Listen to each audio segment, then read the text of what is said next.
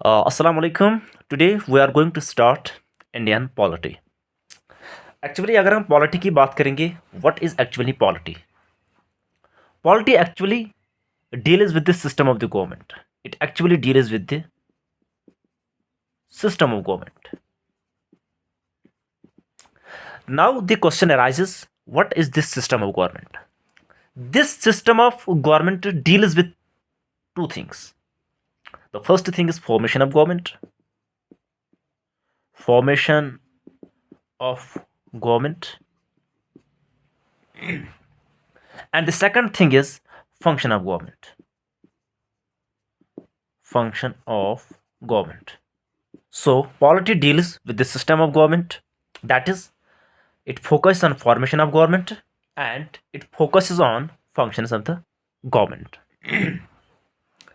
Now in India there are basically two provisions of the polity.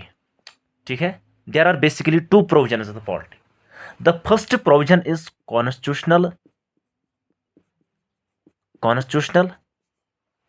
and the second provision is extra or non-constitutional provision. Non-constitutional provisions. अगर हम constitution की बात करेंगे या non constitution की बात करेंगे, वो प्रोविजंस जो कॉन्स्टिट्यूशन में मेंशन किए हैं, the provisions that have been mentioned in the constitution, that is actually constitutional. That is mentioned in the constitution. लेकिन अगर हम बात करेंगे एक्स्ट्रा और नॉन कॉन्स्टिट्यूशनल प्रोविजंस की, these are not mentioned in the constitution. Not mentioned. That is, ये संविधान में नहीं लिखे हैं. But most important, these are not against constitution. लेकिन ये संविधान के खिलाफ भी नहीं होते हैं. Not against constitution. ठीक है, not against constitution. So this your constitutional, this your extra constitutional. The another terminology is unconstitutional. Now what the question arises, what is this unconstitutional? Unconstitutional. So basically these are three terms: constitutional, non constitutional and unconstitutional. These are not mentioned in the constitution. Not mentioned in the constitution. Not mentioned in the constitution. But these are against the constitution. Against constitution. ठीक है, ये constitution के खिलाफ होते हैं. Against constitution जैसे हम बात करेंगे, फॉर एग्जांपल NJAC है. इंशाल्लाह हम आगे पढ़ेंगे NJAC. इस तरीके से अगर हम बात करेंगे एक्स्ट्रा या नॉन कॉन्स्टिट्यूशन में, जो अभी हमने अभी पढ़ा था, जो मेंशन नहीं किए होते हैं कॉन्स्टिट्यूशन में, लेकिन but they are not against constitution, उसमें हमारी एग्जांपल आती है NHRC. वो भी इंशाल्लाह हम आगे पढ़ेंगे. ठीक है. So this was little bit introduction about polity या इंडियन पॉलिटी. देखिए, as far as the syllabus of the UPSC is concern, because this इंशाल्लाह batch will be mainly focus on previous, या क्या कहते हैं उसे, UPSC बैच. अगर हम सिलेबस की बात करेंगे, सिलेबस, ठीक है, actually there are two parts of the syllabus. The first is government part and the second is philosophical part. ठीक है.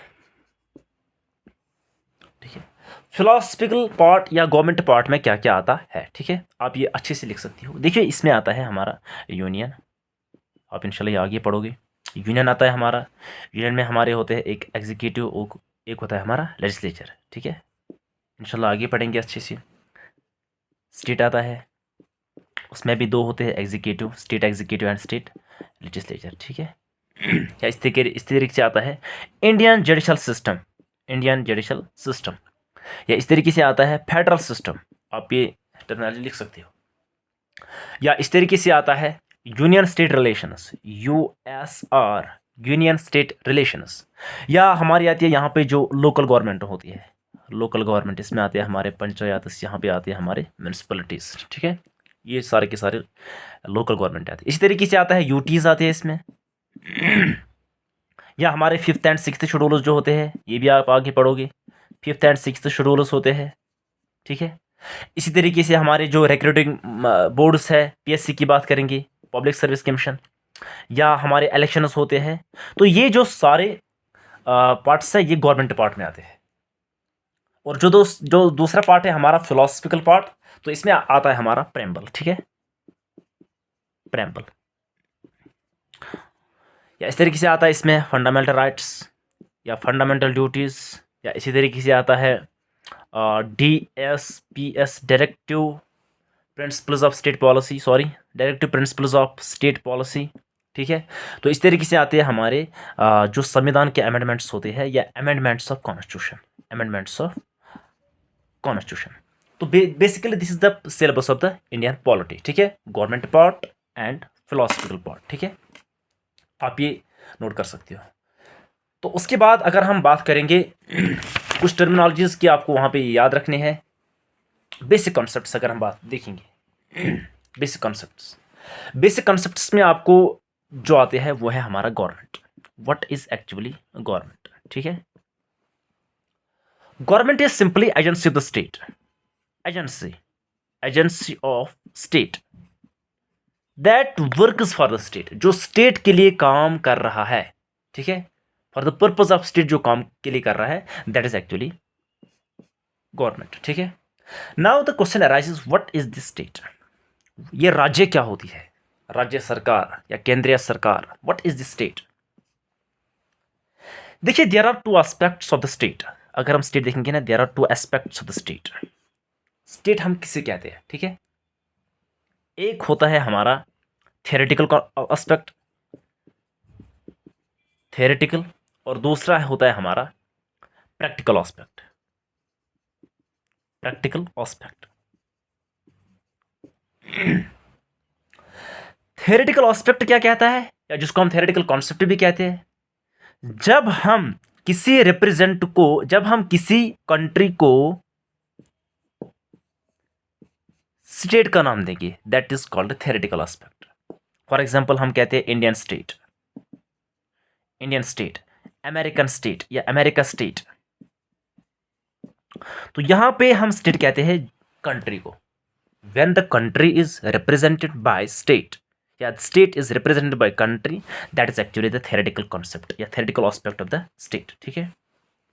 इसके बारे में अगर हम प्रैक्टिकल एस्पेक्ट की बात करेंगे या प्रैक्टिकल कॉन्सेप्ट की बात करेंगे, when the province of any country is represented by state, that is called practical aspect. जैसे हम बात करेंगे यूपी की बात करेंगे या कोई स्टेट के नाम हम देंगे, तो उस टाइम हम बोलते हैं दिस इज स्टेट। तो state can either be country, state can either be province of the country, ठीक है। तो जब ये कंट्री होती है उसको हम थियोरेटिकल एस्पेक्ट का नाम देते हैं, और जब ये स्टेट होती है या कि किसी कंट्री की प्रोविंस होती है, ठीक है, then it is called practical aspect, ठीक है। Now there are certain conditions to be a state. State कौन सी प्रोविंस हो सकती है, ठीक है, कौन सा एरिया स्टेट हो सकता है, तो देयर आर प्रोविजंस, ठीक है। देखिए स्टेट होने के लिए आपके पास 4 एसेंशियल एलिमेंट्स होने चाहिए। स्टेट अगर हम देखेंगे ना, स्टेट एक्चुअली एक टेरिटरी होती है, एक टेरिटरी होती है जिसमें 4 एसेंशियल एलिमेंट्स होने चाहिए। इंपॉर्टेंट पॉइंट जो हमारे अक्सर यूपीएससी में पूछे जाते हैं, 4 एसेंशियल एलिमेंट्स इसमें होने चाहिए स्टेट में, 4 एसेंशियल एलिमेंट्स स्टेट में होने चाहिए। The first essential for state is, the first essential element for state is boundary of territory, boundary of territory, ठीक है। तो वहां पे एक डिमार्केशन होनी चाहिए, ठीक है, that is called first essential element, there should be certain boundary, ठीक है।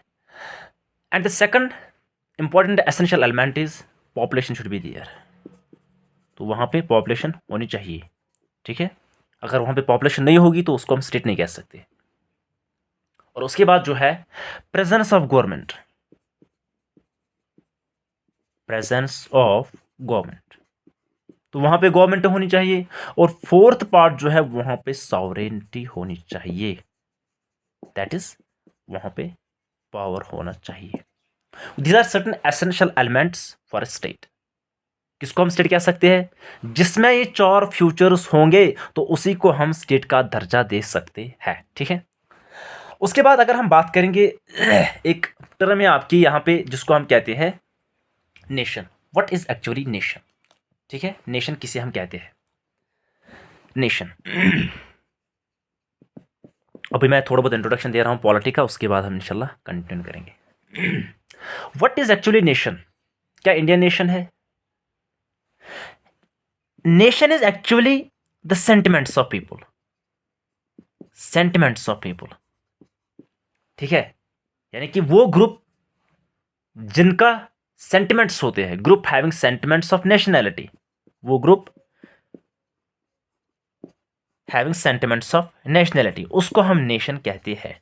लेकिन लेकिन बाउंड्री यहां पे एसेंशियल एलिमेंट नहीं है, ठीक है। Boundary is not here essential element. जैसे हम स्टेट की बात कर रहे थे, वहां पे बाउंड्री होना एक लाजमी बात थी, लेकिन यहां पे boundary is not essential element, not essential element, ठीक है। जैसे हम बात करेंगे कुर्दस की, कुर्दस भी अभी नेशन है, वो स्टेट के लिए लड़ रहे हैं, ठीक है। तो नेशन क्या होता है? This actually the sentiments of people, यानी the group having sentiments of nationality, और यहां पे बाउंड्री होना जरूरी नहीं है, ठीक है। दूसरा पॉइंट अगर हम बात करेंगे, that is nation state. Nation state, अक्सर ये दो टर्म्स आते हैं, एक होता है नेशन स्टेट, दूसरा होता है स्टेट नेशन।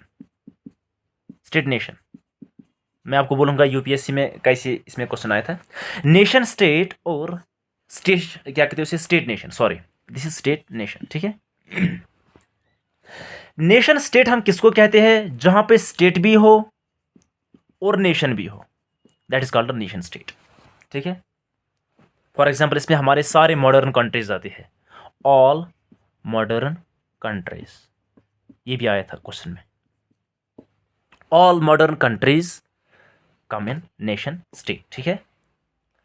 तो हमारे नेशन स्टेट और स्टेट नेशन में क्या फर्क है, ठीक है। नेशन स्टेट में एक्चुअली होमोजेनियस सोसाइटी होती है, जहां पे कल्चर सेम हो, जहां पे लैंग्वेज सेम हो, या इस तरीके से जहां पे रिलीजन सेम हो, दैट इज नेशन स्टेट। लेकिन स्टेट नेशन की अगर हम बात करेंगे, यहां पे ये एक हेटेरोजेनियस सोसाइटी होती है। स्टेट नेशन की अगर हम बात करेंगे, ये एक हेटेरोजेनियस सोसाइटी होती है, ठीक है, जहां पे कल्चर डिफरेंट है, लैंग्वेज डिफरेंट है, रिलीजन डिफरेंट है, दैट इज स्टेट नेशन। अब सवाल ये उठता है, व्हाट इज इंडिया? इंडिया क्या है? इंडिया नेशन भी है, स्टेट नेशन भी है, और नेशन स्टेट भी है। Because before independence it was nation. इसमें कोई क्या कहते हैं उसे, एक बाउंड्री नहीं थी, ठीक है, या गवर्नमेंट नहीं थी, क्या कहते हैं उसे। इसी तरीके से state nation, all modern countries come in this provision, that is it is also nation state.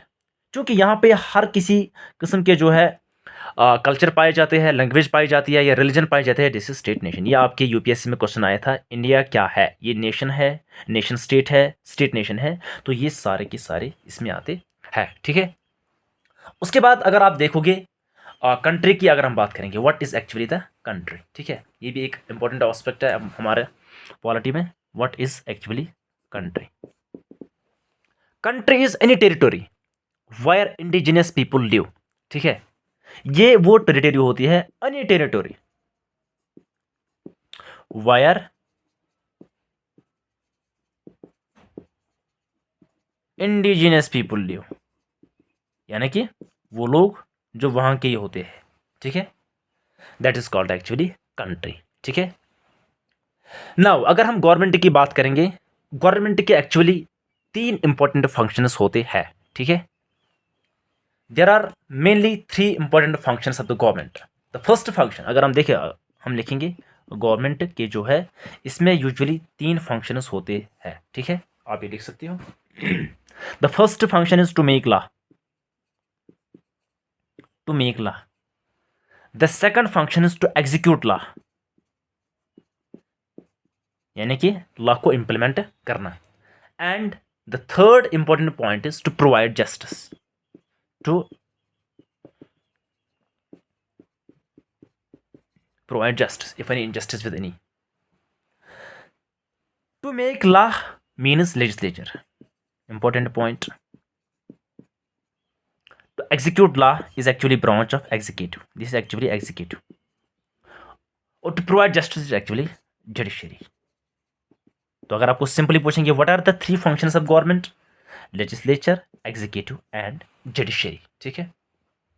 ये जो एग्जीक्यूटिव होता है इसमें भी 2 इंपॉर्टेंट एग्जीक्यूटिव्स होते हैं, ठीक है। ये भी 2 टाइप्स का होता है, ठीक है।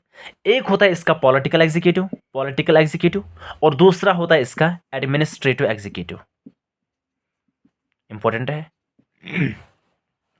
Now the question arises what is this political executive, ठीक है। इसमें हमारे आते हैं पीएम या काउंसिल्स ऑफ मिनिस्टर्स होते हैं, वो आते हैं इसमें। तो इनका काम क्या होता है, they basically formulate policies, they make decisions which P, ठीक है। तो दे फॉर्मुलेट पॉलिसीज और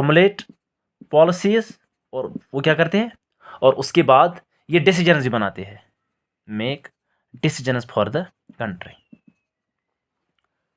और ये एडमिनिस्ट्रेटिव एग्जीक्यूटिव इसमें आते हैं हमारे फॉर एग्जांपल सिविल सर्वेंट्स, जिसके लिए आप तैयारी कर रही हो तो इसमें यही आते हैं। तो ये क्या करते हैं, ये इन्हीं लॉज को या इन्हीं डिसीजंस को इम्प्लीमेंट करते हैं जो ये पार्ट बनाता है, ठीक है, जिसको हम कहते हैं ब्यूरोक्रेसी इसमें आती है। So they formulate policies, they make decisions. तो ये जो पार्ट है ये इन्हीं पॉलिसीज को या इन्हीं डिसीजंस को यहाँ पे क्या कहते हैं उसे इम्प्लीमेंट करते हैं, ठीक है। उसके बाद आपकी जो टर्मिनोलॉजी है दैट इज एक्चुअली गवर्नेंस, ठीक है। That is basically governance. What is actually governance?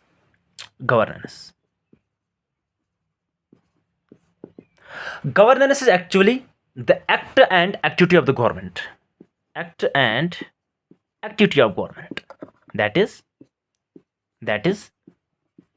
is functioning of the government. That is actually governance, ठीक है। देखिए अभी हम बेसिक टर्म्स डिस्कस कर रहे हैं। पॉलिटी पढ़ने से पहले हम कुछ इंपॉर्टेंट टर्म्स पढ़ रहे हैं और उसके बाद आपको जो है बहुत आसान होगा ये समझने में, ठीक है। तो ये कुछ इंपॉर्टेंट टर्म्स थे जो हमारे पॉलिटी के लिए बहुत इंपॉर्टेंट है, ठीक है। अब जो हमारा कॉन्स्टिट्यूशन है, कॉन्स्टिट्यूशन जो होता है ना, this actually the supreme law of the land, ठीक है। कॉन्स्टिट्यूशन जो होता है this actually the supreme law of the land, और जिसको हम बोलते हैं supreme legal document of the land, ठीक है। ये जो कॉन्स्टिट्यूशन हमारा होता है ये भी 2 टाइप्स का होता है, ठीक है।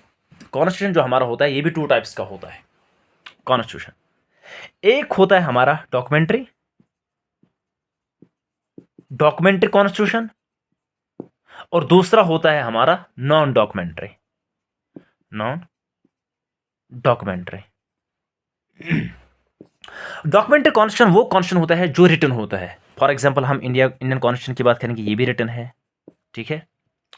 अमेरिका की बात करेंगे, इसमें भी ये भी डॉक्यूमेंट्री कॉन्स्टिट्यूशन में आता है। लेकिन नॉन डॉक्यूमेंट्री की बात अगर हम करेंगे, ये वो कॉन्स्टिट्यूशन है जो रिटन नहीं होता है, जिसकी एक डॉक्यूमेंट्री कॉपी नहीं होती है। जैसे हम बात करेंगे ब्रिटेन की या इंग्लैंड की अगर हम बात करेंगे, तो ये आते हैं हमारे नॉन डॉक्यूमेंट्री पार्ट्स में। इंशाल्लाह अब इसमें हमारा रहा कॉन्स्टिट्यूशनलिज्म, इंशाल्लाह वो हम कल पढ़ेंगे कॉन्स्टिट्यूशनलिज्म, और उसके बाद हम इंशाल्लाह सेपरेशन ऑफ पावर्स भी पढ़ेंगे, और उसके बाद पार्लियामेंट्री सिस्टम से हम इंशाल्लाह स्टार्ट करने जा रहे हैं। तो थोड़ा बहुत लेक्चर लेंथी हुआ, तो कल से हम इंशाल्लाह स्टार्ट करेंगे constitutionalism. Thank you, wish you all the best.